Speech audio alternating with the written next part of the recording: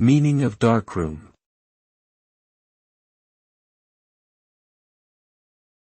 Darkroom.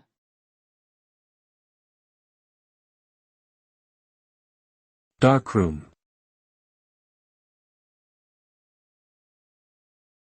Darkroom.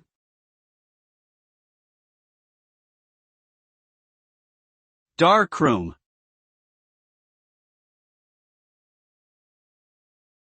A darkroom is a space specifically designed for developing photographic film.